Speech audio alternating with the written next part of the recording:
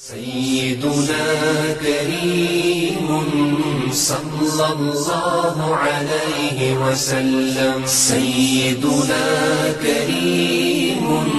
صلى الله عليه وسلم سيدنا كريم صلى الله عليه وسلم اعوذ باللہ من الشیطان الرجیم، بسم اللہ الرحمن الرحیم۔ ناظرین محترم، میں doctor Shahbaz Ahmad Chishti New York امریکہ سے آپ کی خدمت میں اسلام محبت پیش کرتا ہوں۔ ناظرین محترم، سیالکوٹ کے اندر جو گزشتہ کل واقعہ رونما ہوا ہے، ایک افریقی شہری کے قتل کا اور اس کی لاش کی بے حرمتی کا، اس پر ہر سنجیدہ فکر پاکستانی اور سنجیدہ فکر مسلمان رنجیدہ ہے، پریشان ہے۔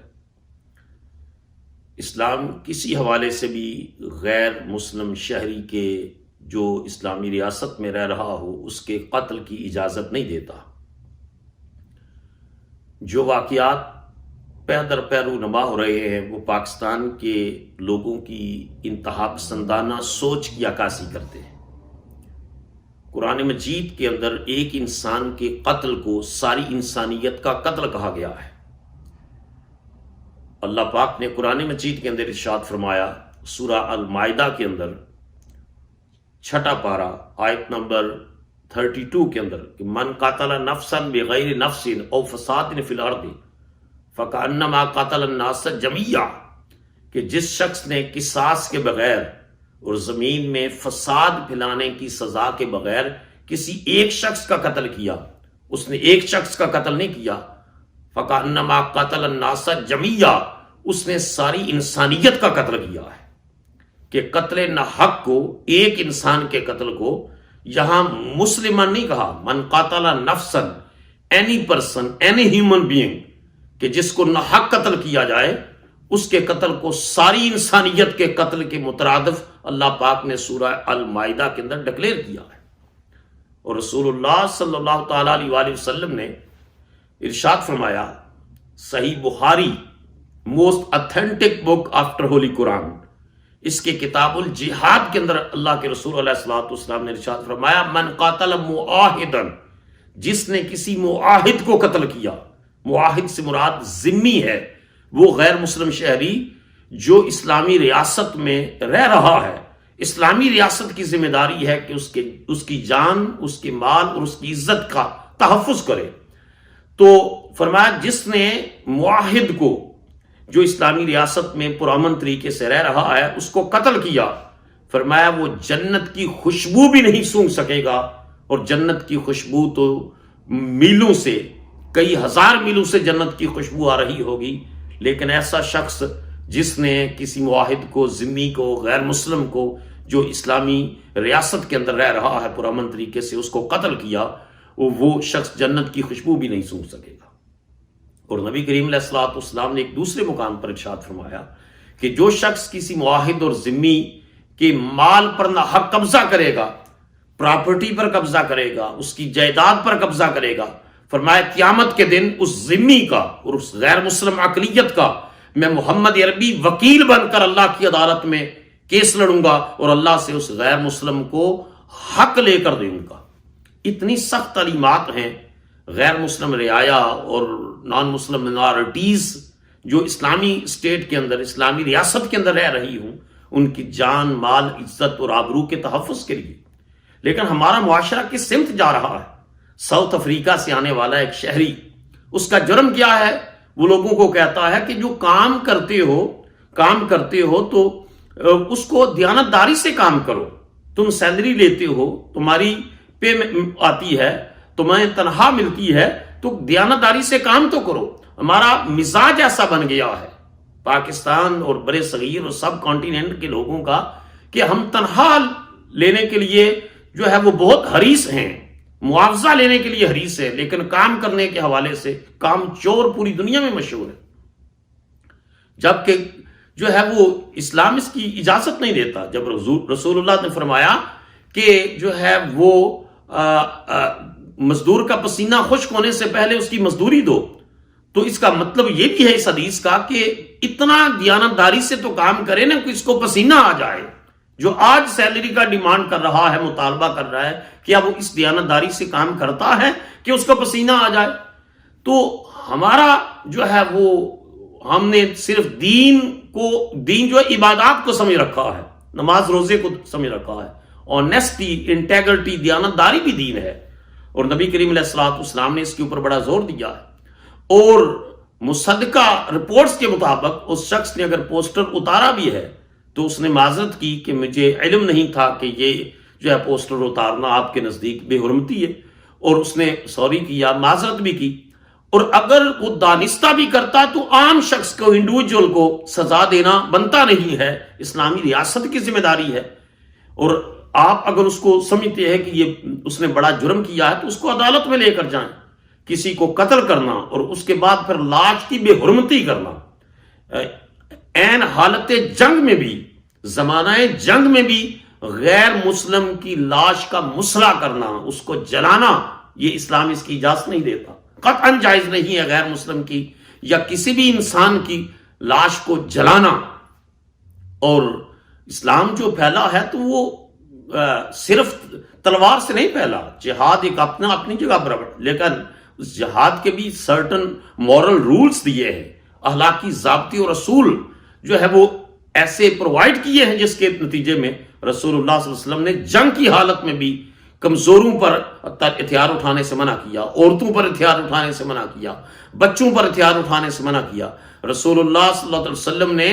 ٹریڈرز کے اوپر، چرچ پر حملہ کرنے سے، غیر مسلم عبادت گاہوں پر حملے کرنے سے رسول اللہ صلی اللہ علیہ وسلم نے منع فرمایا.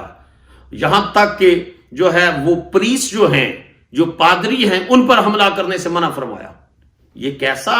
ہمارا معاشرہ چل پڑا ہے کہ وہ دین کے نام پر اور ناموس رسالت کے نام پر انسانی جانوں سے کھلواڑ کر رہا ہے. اور کیا امیج اسلام کا دنیا کے سامنے جائے گا، کیا امیج جائے گا پاکستان کا دنیا کے سامنے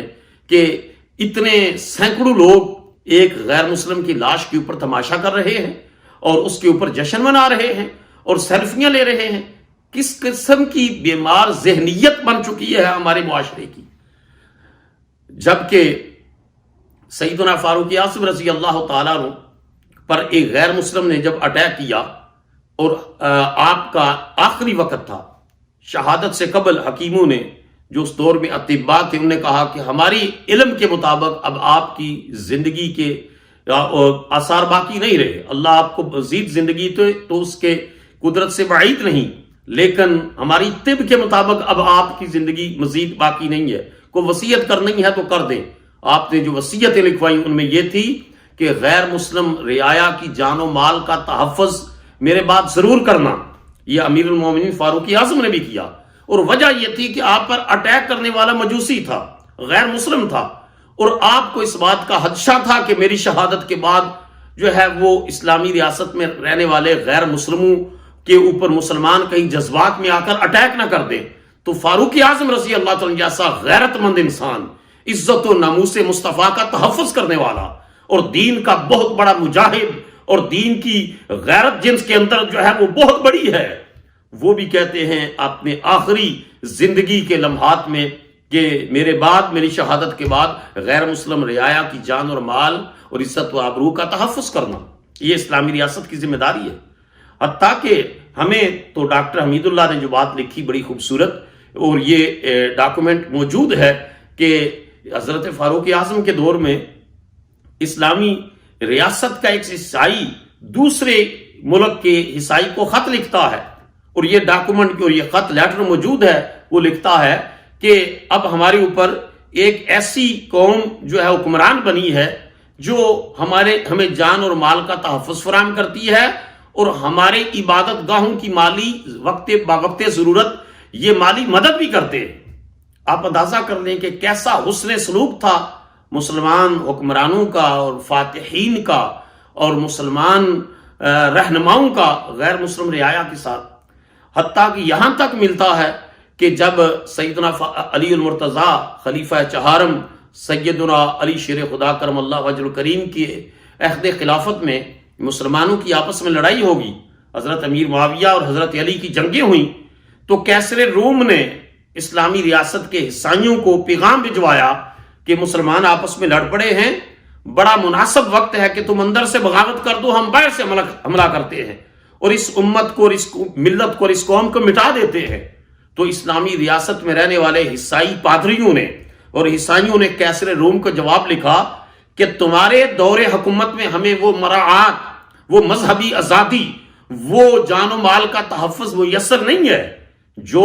ہمیں رسول اللہ محمد صلی اللہ علیہ وسلم کے غلام ہمیں مہیا کر رہے ہیں۔ تو اگرچہ یہ آپس میں ان کی لڑائی ہو گئی ہے، سیدنا علی شیر خدا کا دور خلافت ہے، لیکن اس کے باوجود ہم تیرے دور حکومت کی بجائے مسلمان ریاست میں رہنے کو پریفر کرتے ہیں۔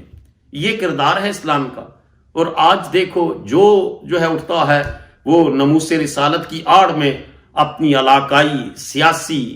ذاتی، نسلی، گروہی تعصبات کی بنیاد پر ناموس رسالت کو استعمال کر کے جو ہے وہ غیر مسلموں کی جان و مال جو ہے اس کے اوپر حملہ کرتا ہے۔ تو اسلام قطعاً اس کی اجازت نہیں دیتا۔ میں امریکہ میں رہنے والے مسلمانوں کی طرف سے اور خاص کر کے ضیاء الکرم اسلامک سینٹر کی طرف سے جو ہے وہ سیالکوٹ کے واقعہ کی بھرپور مذمت کرتا ہوں، اور اس قرآن و سنت اور آثار صحابہ اور صحابہ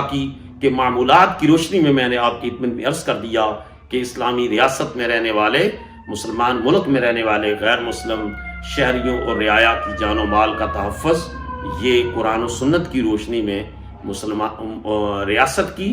اور ریاستی اداروں کی ذمہ داری ہے۔ اللہ تعالی ہمیں اسلام کے اصولوں کے مطابق اپنی زندگیوں کو پریکٹس کرنے کی توفیق عطا فرمائے۔ وما علینا الا البلاغ المبین۔ امریکہ میں اسلامی دعوت، غیر مسلموں کو مسلمان کرنے، تبلیغ اور تعلیم کے بارے میں جاننے کے لیے معروف مسلم اسکالر پروفیسر ڈاکٹر علامہ شہباز احمد چشتی کے یوٹیوب چینل کو سبسکرائب، لائک اور کامنٹ کرنا نہ بھولیے۔